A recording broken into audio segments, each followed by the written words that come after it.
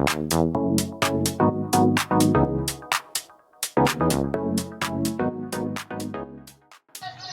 ်တို့ပထမဆုံး Chrome browser ထဲဝင်ပြီးပါ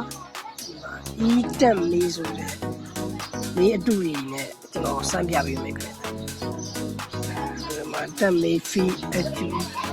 ဟုတ်ဝင်ပြီးတော့ကျွန်တော်တို့အဆက်30ကိုနှိပ်ပြီးပါ desktop site တွေပြောင်းပြီးတော့ကျွန်တော်တို့ဒီဘက်မှာ copy ကူးတဲ့ခလို့ရှိရင် copy လေးကူးပြီးတော့ new tab ခေါ်လိုက်ပါ new tab ခေါ်ပြီးတော့မှာ DIGEN ဆိုပြီးတော့ရိုက်ရှာလိုက်နော်အမှမောက်တော့တွေ့ရဟာလေးပါအကောင့်လေးတော့ဝင်ပြီးပါဝင်ပြီးပြီကျွန်တော်တို့ profile ဟွာလေးကိုနှိပ်တာနှိပ်ပြီးတော့အောက်မှာ sign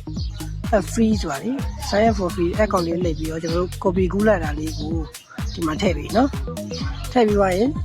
send code ဆိုတာလေးကိုနှိပ်ပြီsend code ဆိုတာလေးကိုနှိပ်ပြီးသွားရင်မကုတ်ချပြီးနေတယ်ကုတ်ကိုကျွန်တော်နေရာမှာပြန်သွားယူနော်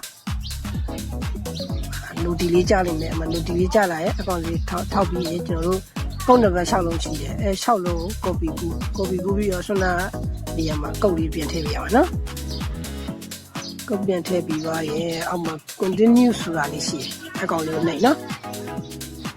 နှိပ်ပြီးသွားရင်ကျွန်တော်တို့ဒီကတော့ကိုကြိုက်တဲ့ password 8လုံးထည့်ပြီးတော့စလို့ရပြီဒါဆိုရင်ပြီးသွားပြီဆိုရင်ကျွန်တော်တို့ Sora 2ဆိုတာလေးလည်းဝင် Sora 2ဆိုတာလေးဝင်လိုက်ရင် Sora 2ရှိမယ် view 2ရှိမယ်ကျွန်တော်ကတော့ Sora 2ကိုစမ်းပြပေးမယ်ဗျတော့ပထမတော့စက္ကန့်နေပြီမယ်တော့15စက္ကန့်ကို ratio က16 to 9နဲ့ဆိုတော့စမ်းပြလိုက်မယ်ဗျ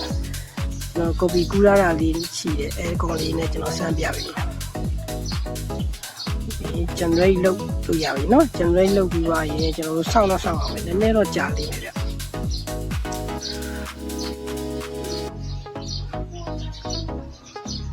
ဒါဆိုရင်ဗီဒီယိုလေးရလာပြီเนาะအကောင် download ဆိုတဲ့ညားလေးကိုနှိပ်ပြီးတော့ download လို့ရပါပြီဟိုမှာ watermark ကြီးပါနေတာတွေ့နေမယ်ဗျ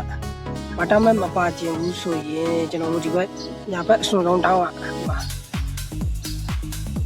အကောင်လေးနှိပ်ပြီးတော့ try now နှိပ်ပြီးကျွန်တော်တို့အစနာ download ဆွဲရတဲ့ဗီဒီယိုလေးကိုပြန်ထည့်ပြီးပါကျွန်တော် deep link ဆိုတာလေးကိုရေးပြီး deep link ဆိုတာလေးကိုရေးပြီးပါရဲ့ကျွန်တော်တို့မှာ remove watermark ဆိုတာလေးကိုနှိပ်ပြီးတော့ကျွန်တော်တို့ခဏစောင့်ပေးလိုက်နော်စောင့်ပေးလိုက်ရင်ဒီမှာရလာပါလိမ့်မယ်ဗျကဲဒါဆိုရင်ရပြီနော်အမ watermark မပါတော့ဘူးခင်ဗျ